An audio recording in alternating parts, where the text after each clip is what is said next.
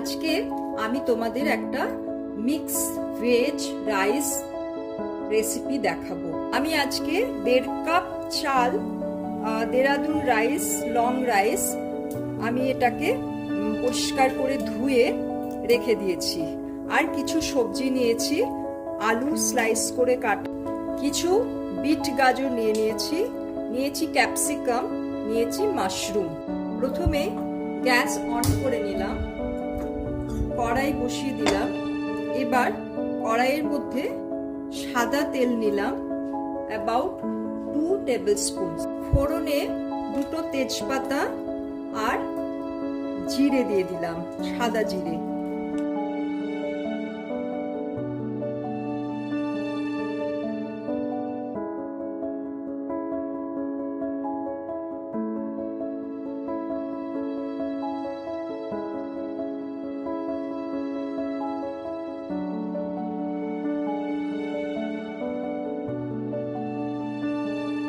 Add করে দেব ধুয়ে রাখা চাল।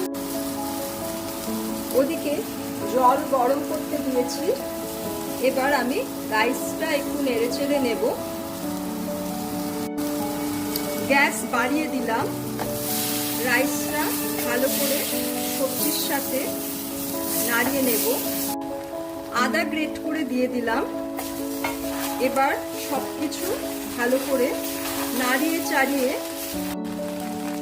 আরো কিছুটা সল্ট অ্যাড করে দিলাম। চাল আর সবজির সমপরিমাণ লেভেলে আমি জলটা দিয়ে দিলাম। এবার আরেকবার ভালো করে নেড়েচেড়ে অল্প আঁচে, গ্যাস একদম লো করে দেব, অল্প আঁচে আমি এটাকে কুক হতে দেব। মাঝে মাঝে একবার করে ঢাকনা খুলে নেড়ে দেখে নেবে রাইসটা কতটা প্রিপেয়ার হয়েছে। এখন আমি দেখতে পাচ্ছি, এই দেখো রাইস মোটামুটি রেডি হয়ে গেছে। এখন আরেকটু গরম জল আমি দিয়ে দেব। এখনো পুরোপুরি সিদ্ধ হয়নি, তাই আরেকটু গরম জল দিয়ে আবার কিছুক্ষণ ঢাকা দিয়ে রেখে দেব। দিয়ে দিলাম 1/2 কাপ মতো গরম জল। এবার একটু নাড়িয়ে চাড়িয়ে আবারও ঢাকা দিয়ে রেখে দেব।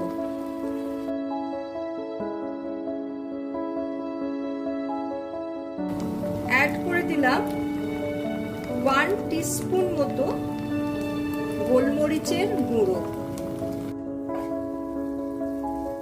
আমি একটা বাটারের টুকরো দিয়ে দিলাম।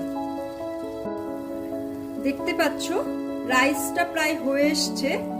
এবার আমি এই গরম আঁচে ঢাকা দিয়ে গ্যাস বন্ধ করে রেখে দেব, বাকিটা হয়ে যাবে। গ্যাস বন্ধ করে দিলাম আর আমি এটা চাপা দিয়ে রেখে দিচ্ছি